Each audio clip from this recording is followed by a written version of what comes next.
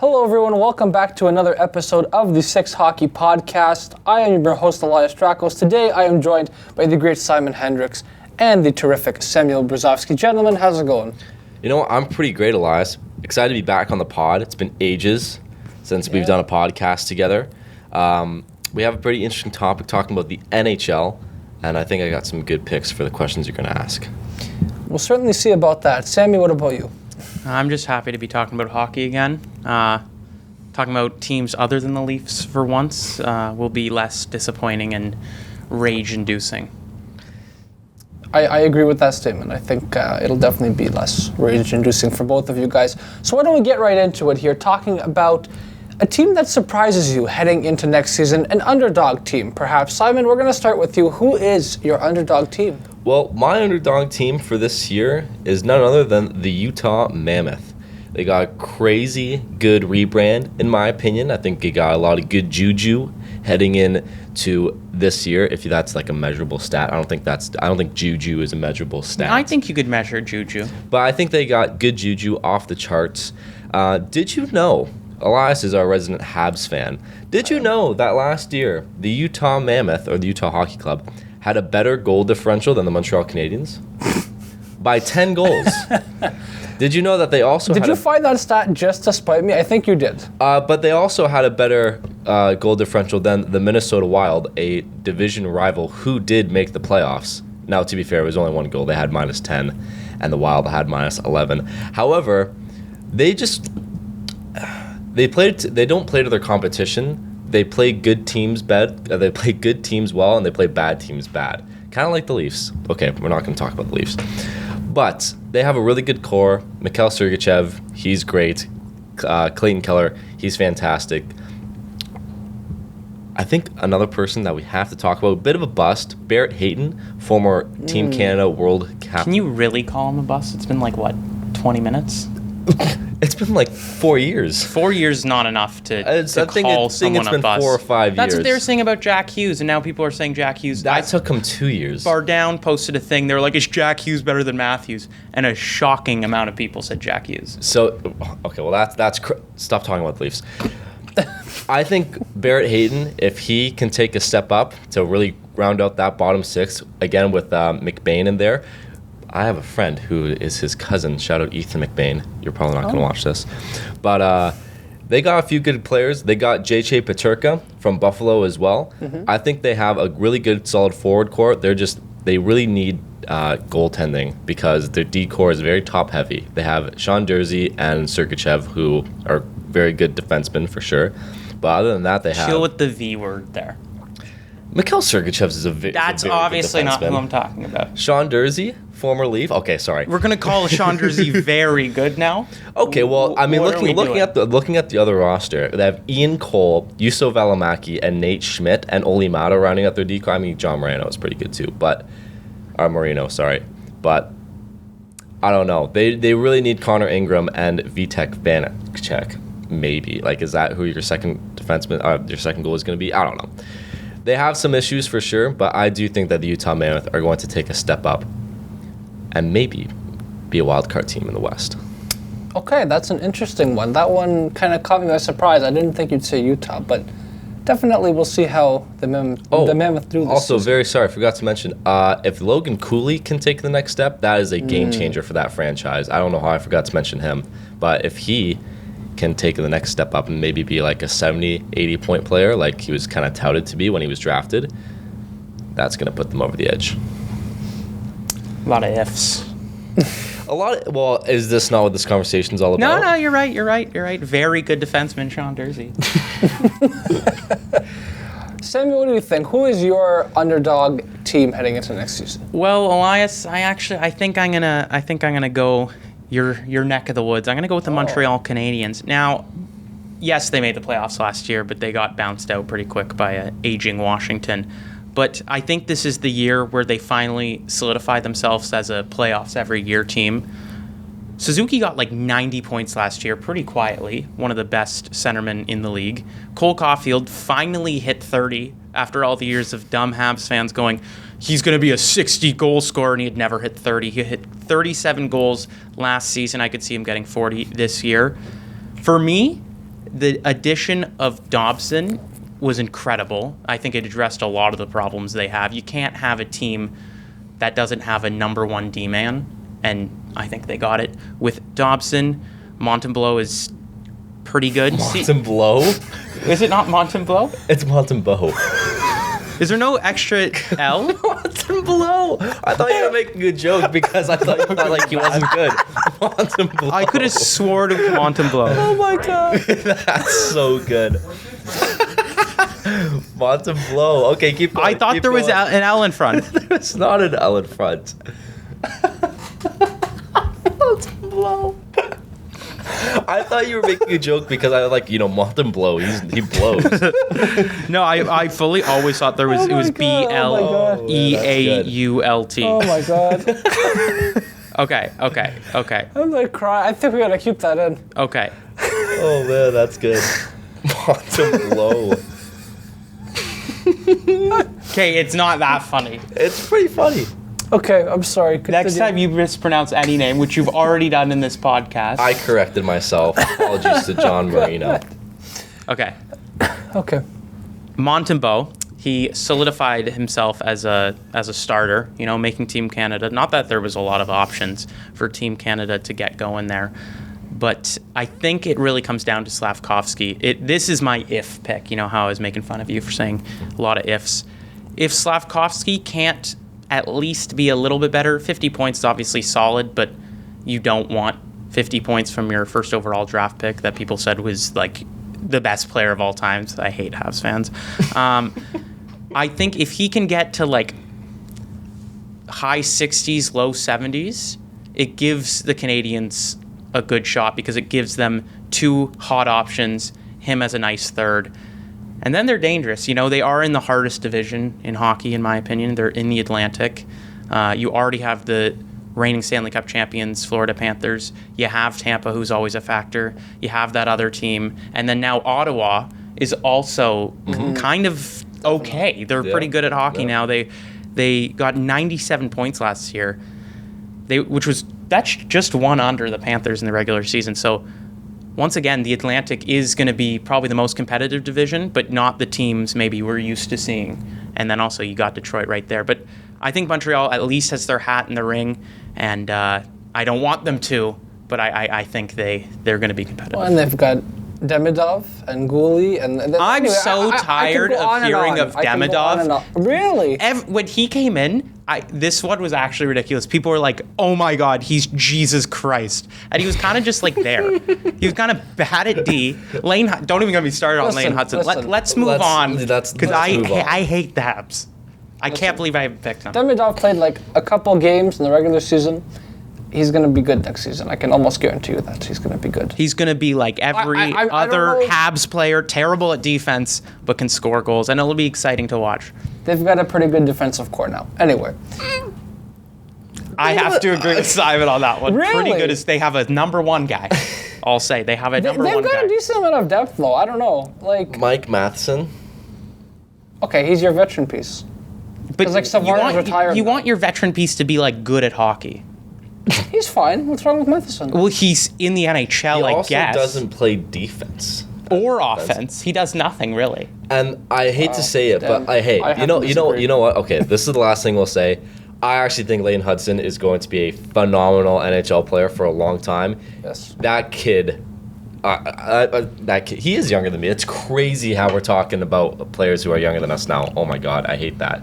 But he does need to learn how to play a bit better defense. I must say. Okay. I also wouldn't be surprised, and this isn't a bad thing because I think it'll benefit the Habs in the long run. Before we move on, Lane Hudson, he had 66 points last season. I could see him never eclipsing that again in his career because he'll learn to play defense. I think that'll be a good thing. If he can get 50 points a year but actually be good at defense as well, that would be way better than having a guy who can score goals but can't protect the front of his net when the guy who has the most goals in NHL history is wide open in the playoffs. That's a very fair point, Sammy. Yes, so you're referring to game one, huh? Yeah, we understand. Yeah. Well, anyway, it shouldn't have even happened that way, but that's a topic for another day. Why don't we move on now, guys, to a breakout player this year. So we spoke about a team, an underdog team. Why don't we move to a player? Simon, who is your breakout player for next season? My breakout player for this upcoming season is none other than Carolina's own Logan Stankoven. Good pick. I was thinking of him as well, Thank actually. You. He spent 2 years in Dallas. 2 years in Dallas. He did spend a little bit of time in 2023-24 in the AHL, so actually more like a year and a half in Dallas. And then last year, obviously, he got traded to Carolina in the Mikko Rantanen deal, which, you trade a player like Mikko Rantanen. To be fair, the price tag was a little bit low given the situation with Mikko Rantanen in Carolina. However, Logan Stankoven is still quite a phenomenal player. He's only 22 years old. He is pretty short. Like, he's only...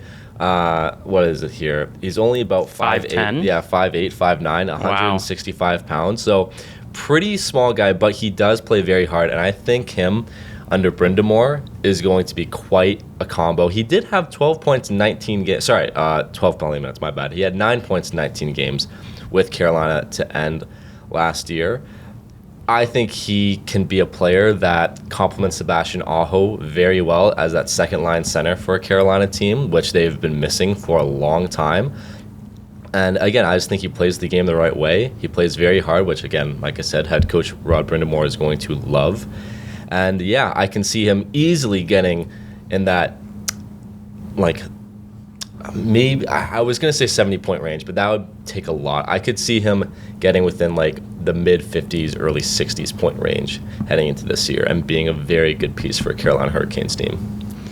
I think he's a great addition. I thought he was bigger because he plays so big. Mm-hmm. Like, he plays like a guy who's not, like you said, 5'8", 180 or whatever you said? 165. 165. So yeah. He plays like a big guy who's really small, which I think any coach will appreciate. I think he'll quickly become like a fan favorite 100%, in Carolina. 100%. Which, Carolina, they're just a team of fan favorites, aren't they?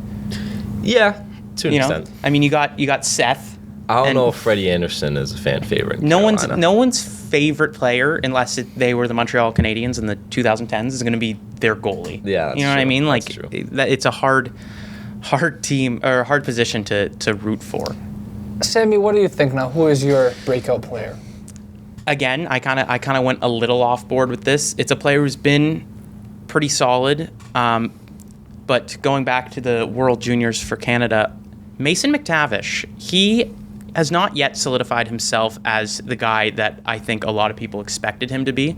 He finished last season with 52 points. That was second on the Ducks behind Troy Terry.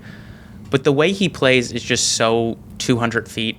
I think the Ducks' rebuild is slowly coming to an end. They obviously got rid of Zegras, but I don't think it was a great fit. I don't think they're anyway. going to miss him that much. I don't think they will. I think if anything, it's just going to add more opportunities for Terry, more opportunities for McTavish. With Carlson and Vetrano on that team, I think they could get quietly dangerous. I think they'll lose a lot of games, like 7-6.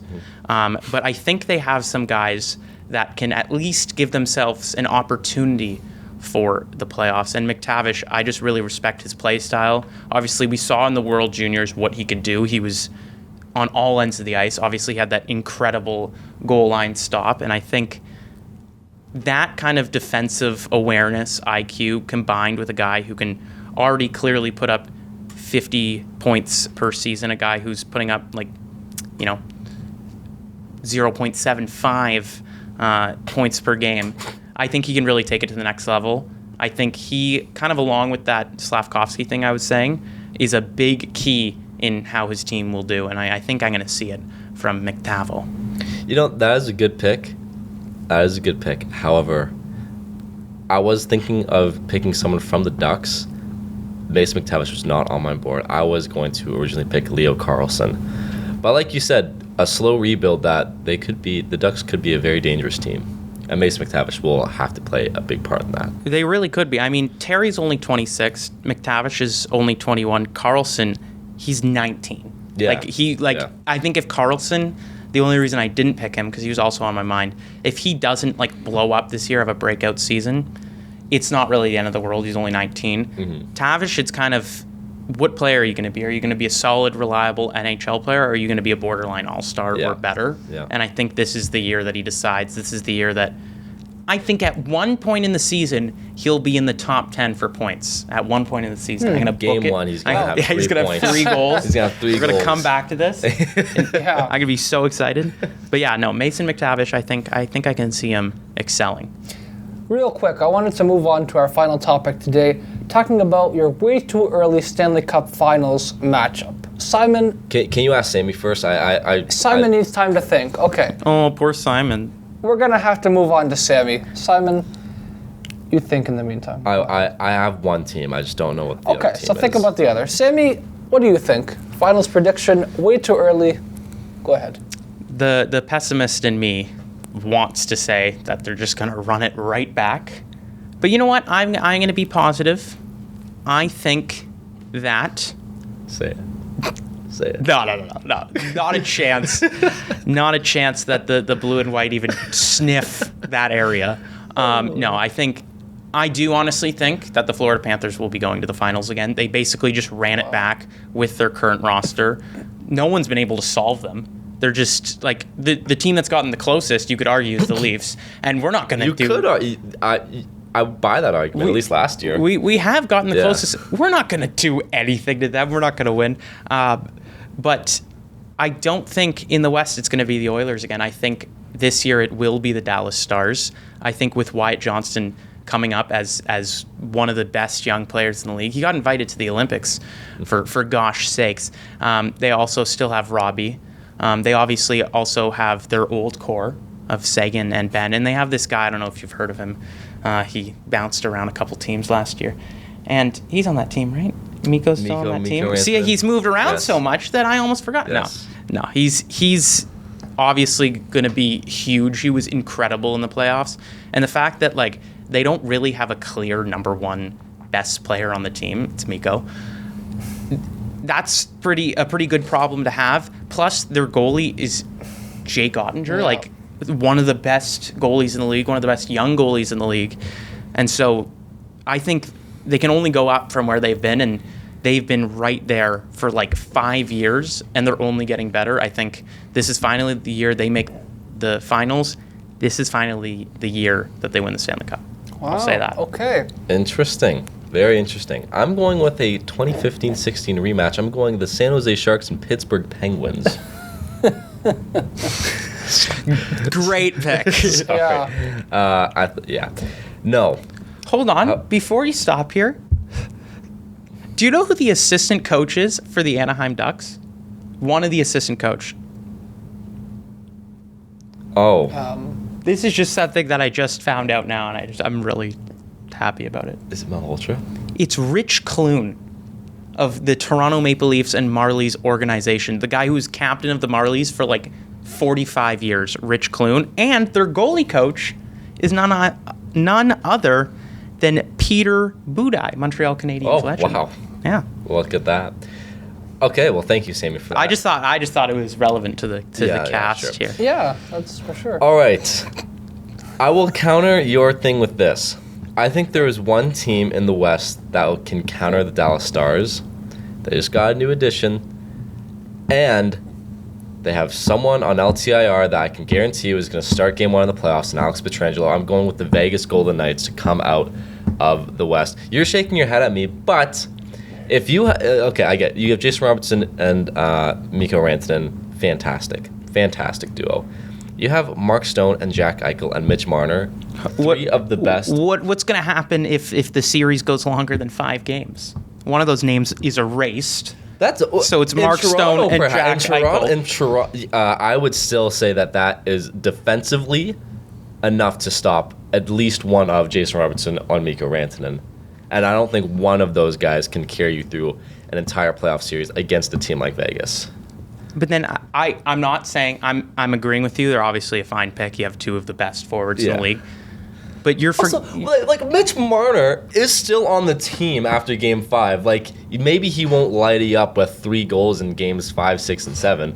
But like he'll still play very good defensive. They'll win Game 1. They'll win Game 1 6-0. Marner will have 6 points. And then he won't have any points for the rest of the series. And then people will be like, well, it wasn't Marner's fault. He was a point per game. I think I think you said, Eichel and Stone and Marner. Stone, defensively, fantastic. Marner, defensively, great. You're forgetting about Wyatt Johnston, who's maybe the second best player on the Dallas Stars. Yeah, I mean, okay, that is very fair, but like you also have like William Karlsson on that team. Pavel Diorviev? He doesn't even know his name. I know it's Pavel is his first name, the Russian kid. But you also have like Thomas Hertl as well. Like I think people do kind of forget just how insanely stacked Vegas is, and they just basically have the same team just with Mitch Marner, which is crazy. I don't hate that point. I think the only thing people keep saying, they're like, Marner doesn't have any pressure on him. He's never had more pressure in his life. I would disagree with that because and actually, you know what? I shouldn't say I fully disagree with that. I agree with you to an extent. However, he's not going to feel it as much. Like I think from like an observant, like if you are God in a bird's eye view, you'd say, yeah, he probably does have a lot of pressure on him. But I think in a market like Vegas, he's not going to hear it as much, and he's not going to feel it as much. But we already know that he like is on Twitter. We already know that he can't keep him because otherwise he's not going to hear it from Leafs fans. He's clearly affected by social media. Before, he had probably, let's say at this playoffs, generously 50% of the Leafs fans just attacking him every time he did something wrong. Now it's going to be like 95% of Leafs fans attacking him every time he does something wrong. But I don't think he'll care. I don't think he'll care as much. That's my thing. I don't think he's going to care as much. I think he left because he cared so much. I think it really got to him. I think the Toronto market, I think his own childhood team turning on him really is going to affect his juju. I hope, actually, I'm sorry, I hope that he has the best regular season he's ever had. You know what? I hope he wins the Hart. I hope so too. He crumbles in the playoffs. I hope he gets 0 points in 7 games and turns over the puck for someone random on like the Ducks, for Mason McTavish to go and score the series-winning goal. Thank you, Sammy. I guess Halloween is coming up. Sort of. Thank you for these scary. Okay, so you've been tapping my knee all episode here, saying just wait. Eastern Conference team. We've been dying to know who is your Eastern Conference team. Is none other than the Toronto. No. Now that I could agree with. Boy. No, I'm kidding. There's not a chance. As much as I would absolutely love to pick the Toronto Maple Leafs, because I'm not gonna lie, Sammy, you are right. The Toronto Maple Leafs, whether you like it, I mean, okay, to be fair, they crumbled in Game 7. Like, crumbled against Florida in Game 7. That was one of the most pathetic games I've ever watched. However, we were the closest to beating Florida. I mean, you could argue, I think, obviously take this with a grain of salt. If we win Game 3, I don't see us losing 4 straight games.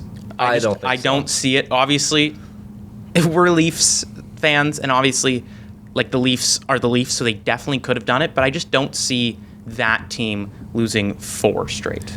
I would agree. And so I am picking Florida. Florida is my Eastern Conference team. I think until they lose, because you're right, like, no one has been able to figure out how to beat them in a playoff series. Like, no one's been able to figure out that formula. So that's kind of a thing where it's like, until I see otherwise, I'm just going to pick them.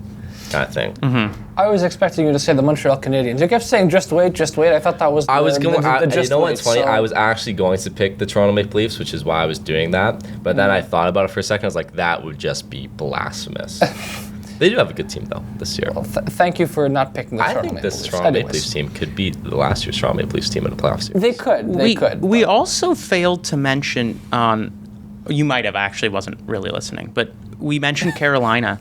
They also have, like, Ehlers now, which is not a bad addition. Yeah, that's true. I kind of just remembered that because of my handy-dandy notebook, but I think that he's going to be a factor. I mean, Carolina, it seems like every year they're like, this is the year that they break it through, and I want them to because I hate the Panthers, and it's not going to be the Leafs. I'm sorry, it's not going to be the Leafs. They keep doing this. They keep continuing. Anyway, we'll have to save that discussion for next time. But listen, thank you guys for coming on the podcast today. It's been a pleasure to hear you guys talk about. Well, it's been a pleasure to talk shop, talk some hockey after a long summer of baseball. Please, Jays, figure it out. Jeff Hoffman, we're looking at you. Not our closer for the playoffs. we'll see what happens there. Anyways, from Sammy Brezovsky and Simon Hendrikse, I've been your host, Elias Drakos. Thanks for watching. We'll see you later.